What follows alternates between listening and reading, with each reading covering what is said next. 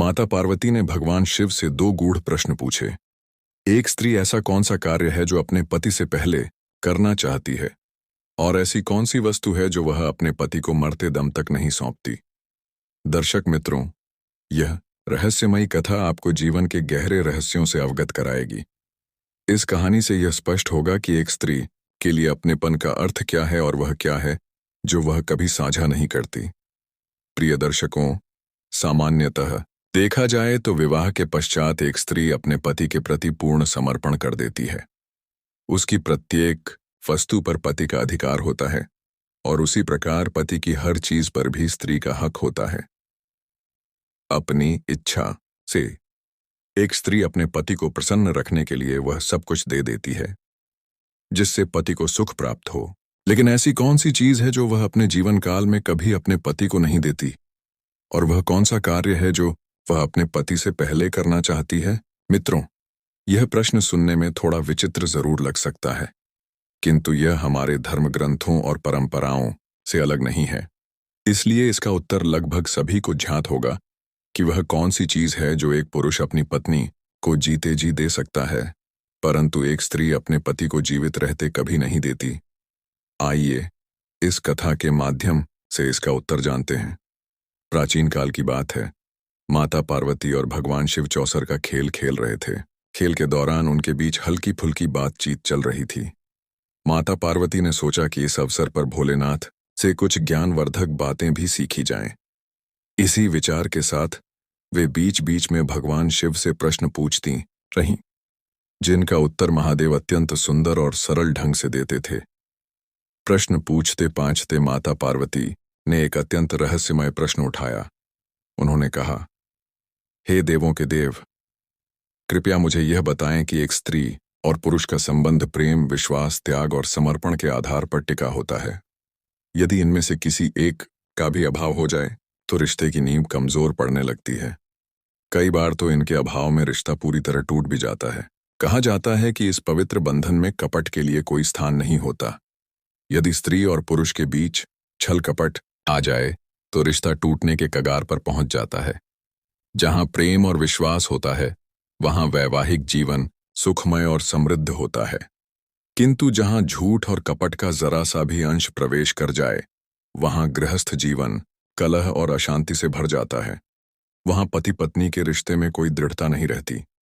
इसलिए मैं यह जानना चाहती हूं कि वह कौन सी चीज है जो एक स्त्री अपने पति को मरते दम तक नहीं देती, और वह कौन सा कार्य है जो वह अपने पति से पहले करना चाहती है, जबकि हर कार्य में वह अपने पति को ही प्राथमिकता देती है। दर्शक मित्रों, माता पार्वती के इन गहन प्रश्नों को सुनकर भगवान शिव मुस्कुराए और बोले, हे देवी, तुम जिन प्रश्नों के उत्तर जानना चाहती हो उन्हें मैं तुम्हें एक रोचक कथा के माध्यम से समझाता हूं। ध्यानपूर्वक सुनो। धरती पर एक अत्यंत सुंदर और समृद्ध नगर था। उस नगर के राजा के पुत्र का विवाह होने वाला था। राजमहल और नगर की गलियों को फूलों, रंगों और दीपों से भव्य रूप से सजाया जा रहा था। उधर जिस कन्या से राजकुमार का विवाह होने वाला था वह अत्यंत रूपवती और गुणवती थी। राजकुमार अपने कक्ष में लेटे लेटे अपनी होने वाली पत्नी के बारे में सोच रहा था। सोचते सोचते अचानक उसके मन में उस कन्या से मिलने की तीव्र इच्छा जाग उठी। वह तुरंत उससे मिलने की इच्छा को दबा न सका। उसने एक योजना बनाई और चुपके से सबसे छिपकर महल से बाहर निकल गया। उसने अस्तबल से एक तेज गति का घोड़ा लिया और उस पर सवार होकर अपनी होने वाली दुल्हन से मिलने के लिए चल पड़ा। रास्ते में जब वह एक घने जंगल से गुजर रहा था तभी उसे अत्यंत तीव्र प्यास लगने लगी। अब राजकुमार पानी की तलाश में इधर उधर भटकने लगा। कहीं कोई नदी, तालाब या जलाशय दिखाई नहीं दे रहा था।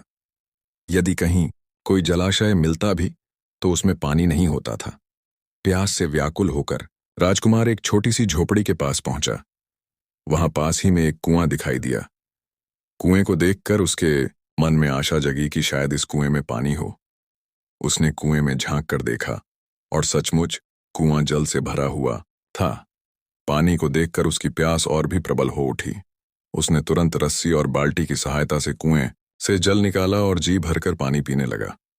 जब उसने अपनी प्यास बुझा ली तभी वह देखता है कि उस झोपड़ी से एक वृद्धा बाहर निकल कर आ रही है।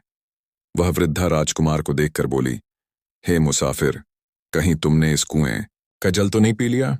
यदि तुमने इस कुएं का पानी पी लिया है तो तुमने बहुत बड़ी भूल कर दी है। ये कुआं एक आर्षी के श्राप से बंधा हुआ है। जो भी इस कुएं का जल पीता है वह नरभक्षी बन जाता है। आज से तुम भी प्रत्येक रात को नरभक्षी बन जाओगे। उस समय जो भी मनुष्य तुम्हारे सामने आएगा तुम उसे अपना भोजन बना लोगे। उस समय तुम यह नहीं सोचोगे कि यह मेरी माता है, मेरे पिता है, मेरी पत्नी है या मेरे भाई बहन हैं। उस समय तुम्हारे लिए हर जीवित प्राणी केवल भोजन होगा। दर्शक मित्रों, उस वृद्धा के मुख से इस श्राप की बात सुनकर राजकुमार अत्यंत दुखी हो गया। वह बोला, हे माता, तब तो मैंने इस कुएं का जल पीकर बहुत बड़ा अनर्थ कर लिया है। इस तरह तो मैं प्रतिदिन न जाने कितने मनुष्यों को अपना आहार बना लूंगा, जिनमें मेरे अपने लोग भी शामिल हो सकते हैं। राजकुमार ने विनम्रतापूर्वक प्रार्थना करते हुए कहा, हे माई, क्या इस श्राप से मुक्ति पाने का कोई उपाय नहीं है? यदि कोई उपाय नहीं है तो मैं स्वयं को समाप्त कर लूंगा, ताकि मैं किसी अन्य को मारकर अपना भोजन न बनाऊं। तब वृद्धा ने कहा, बेटा, इस भयंकर श्राप से मुक्ति पाने का एक उपाय अवश्य है। यदि तुम में साहस और संकल्प हो तो? राजकुमार ने उत्साहपूर्वक उत्तर दिया, हे माता, इस श्राप से छुटकारा पाने के लिए मैं मृत्यु से भी टकराने को तैयार हूं। कृपया मुझे वह उपाय बताएं। वृद्धा ने शांत स्वर में कहा, बेटा, यहां से कुछ मील की दूरी पर एक ऊंचा विशाल पर्वत है। उस पर्वत पर हरे भरे घने वृक्षों और पौधों से भरा एक सुंदर जंगल है। उसी जंगल में एक कायाकल्प नामक चमत्कारी औषधि उगती है।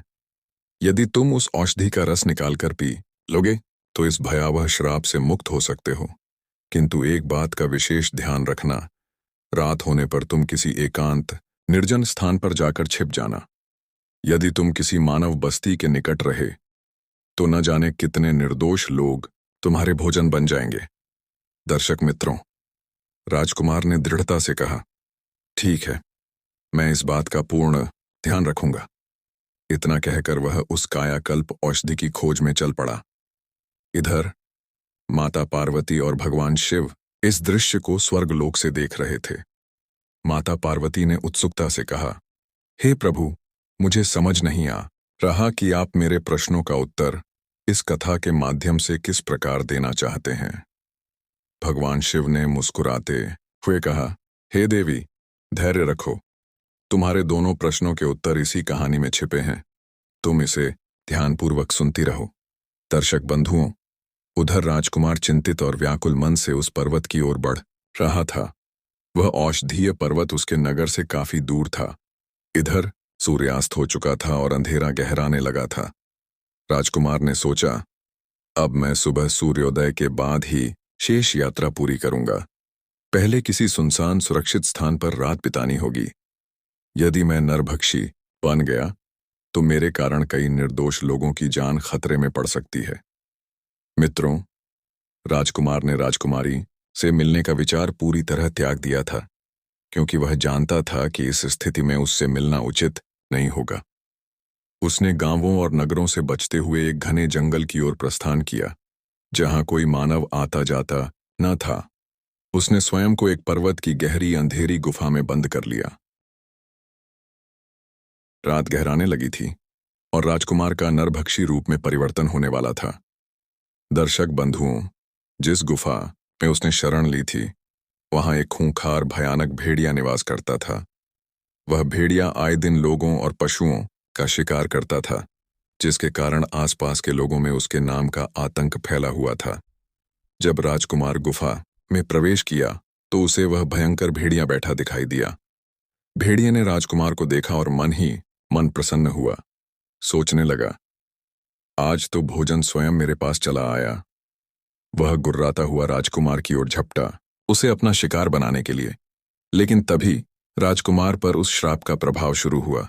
पलक झपकते ही वह एक साधारण मनुष्य से भयावह नरभक्षी पिशाच में बदल गया। भेड़िए ने जब उसका यह रूप देखा तो वह स्वयं भयभीत हो गया। उसने सोचा, यह तो मुझसे भी अधिक खतरनाक प्राणी है। वह डरकर अपनी जान बचाने के लिए गुफा में छिपने की जगह ढूंढने लगा। किंतु नरभक्षी राजकुमार ने भेड़िए को देखते ही उस पर हमला कर दिया और थोड़ी ही देर में उसे मारकर खा गया। दर्शक मित्रों, इस प्रकार राजकुमार ने नरभक्षी रूप में पूरी रात उस गुफा में बिताई। सुबह होते ही वह अपने मानव रूप में लौट आया। वह गुफा से निकलकर अपनी यात्रा जारी रखने लगा।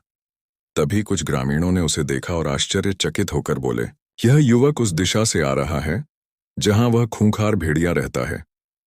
लोगों ने पूछा, हे भाई, तुम कौन हो और इस जंगल से जीवित कैसे लौट आए?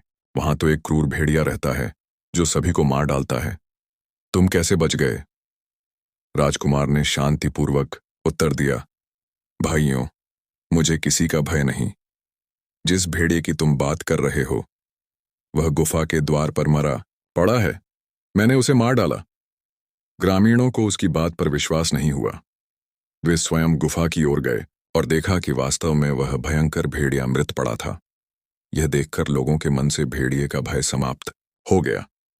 पूरे राज्य में यह खबर फैल गई कि एक साधारण युवक ने उस खूंखार भेड़िए को मार डाला। जब यह समाचार वहां के राजा तक पहुंचा तो उसने राजकुमार को अपने महल में आमंत्रित किया। राजा ने कहा, हे वीर पुरुष, तुमने उस भेड़िए को मारकर मेरी प्रजा को भयमुक्त कर दिया। मैं तुम्हारे साहस और पराक्रम से अत्यंत प्रभावित हूं। तुमने मुझे अपार प्रसन्नता दी है। इस खुशी में मैं तुम्हें एक जादुई उड़न खटोला भेंट करता हूं जो तुम्हें पलक झपकते ही कहीं भी पहुंचा सकता है। दर्शक बंधुओं, उड़न खटोला प्राप्त कर राजकुमार अत्यंत प्रसन्न हुआ। उसने सोचा, ये तो बहुत अच्छा हुआ। अब मैं इस उड़न खटोले की सहायता से उस पर्वत तक आसानी से पहुंच जाऊंगा। उसने वैसा ही किया और जादुई उड़न खटोले पर सवार होकर उस पर्वत पर पहुंच गया। वहां उसने देखा कि कायाकल्प नामक अनेक औषधियां चमक रही थीं, जो बार बार अपना रंग और रूप बदल रही थीं। वृद्धा ने उसे पहले ही बता दिया था कि जो बूटी अपना रंग रूप बदलती दिखे वही कायाकल्प है। राजकुमार ने तुरंत उस औषधि का रस निकाला और पी लिया, क्योंकि सूर्यास्त होने वाला था। रस पीते ही वह श्राप से मुक्त हो गया और पूर्णतः स्वस्थ हो गया। इसके बाद राजकुमार उड़न खटोले पर सवार होकर अपनी प्रिय राजकुमारी के नगर पहुंच गया। वहां वह अपनी होने वाली दुल्हन से मिला। राजकुमारी उसे देखकर अत्यंत प्रसन्न हुई। राजकुमार ने अपने नगर में संदेश भिजवाया कि बारात लेकर आ जाएं, क्योंकि वह अपनी ससुराल पहुंच चुका था। अगले दिन उसका राजकुमारी के साथ बड़े धूमधाम से विवाह संपन्न हुआ और वे दोनों अपने नगर लौट आए। मित्रों, दोनों पति पत्नी सुखपूर्वक जीवन बिताने लगे। कुछ समय बाद उनके घर एक पुत्र का जन्म हुआ। पुत्र के जन्म की खुशी में राज परिवार में उत्सव मनाया गया और प्रजा में मिठाइयां बांटी गईं। इधर माता पार्वती ने भगवान शिव से कहा, हे प्रभु, आपकी यह लीला मेरी समझ से परे है। मेरे प्रश्न का उत्तर देने के लिए आपने राजकुमार की पूरी कथा सुना दी, किंतु उत्तर अभी भी स्पष्ट नहीं हुआ। भगवान शिव ने मुस्कुराते हुए कहा, हे देवी, अब तुम्हारे प्रश्नों का उत्तर शीघ्र ही मिलने वाला है। तदनंतर एक दिन उस राजकुमार के राज्य पर शत्रु देश ने आक्रमण कर दिया। राजकुमार ने वीरता के साथ युद्ध में भाग लिया। उड़न खटोले की सहायता से उसने शत्रु सेना को खदेड़ दिया, किंतु युद्ध में एक तीर लगने से उसकी मृत्यु हो गई। जब राजकुमार की मृत्यु हुई तो लोग उसे अर्थी पर रखकर श्मशान की ओर ले जाने लगे। उसकी पत्नी वहां खड़ी होकर दुखी मन से विलाप कर रही थी, आंसुओं से रो रही थी। राजकुमार के परिवारजन उसे कंधा दे रहे थे और श्मशान की ओर ले जा रहे थे। तब भगवान शिव ने माता पार्वती से कहा, हे देवी, यही वह चीज है जो एक स्त्री अपने पति को कभी नहीं दे सकती, जबकि पति अपनी पत्नी को दे सकता है। हमारी परंपरा के अनुसार पति की मृत्यु के बाद स्त्री उसे कंधा नहीं दे सकती और न ही श्मशान में उसके साथ जा सकती है। तुम्हारा दूसरा प्रश्न था कि वह कौन सा कार्य है जो स्त्री अपने पति से पहले करना चाहती है। इसका उत्तर है कि एक सुहागिन स्त्री यह कामना करती है कि उसकी मृत्यु अपने पति से पहले हो, ताकि उसका पति उसे कंधा दे सके, उसे मुखाग्नि दे सके और उसका तर्पण कर सके। वैसे भी पति की मृत्यु के बाद स्त्री का जीवन शून्य सा हो जाता है। पति के बिना उसका जीवन अधूरा और कष्टमय हो जाता है। कहते हैं, पति के बिना स्त्री का जीवन दिशाहीन हो जाता है। एक पुरुष के बिना स्त्री का जीवन अत्यंत दुखदायी होता है। वे नारियां धन्य होती हैं जिन्हें अपने पति से पहले मृत्यु प्राप्त होती है और जिन्हें अपने पति द्वारा अंतिम संस्कार का सौभाग्य मिलता है। मित्रों, ये कथा आपको कैसी लगी? कृपया हमें कमेंट सेक्शन में अवश्य बताएं। हम अगली कहानी में एक नई ज्ञानवर्धक चर्चा के साथ फिर मिलेंगे। आप सभी का हृदय से धन्यवाद। जय श्री कृष्ण।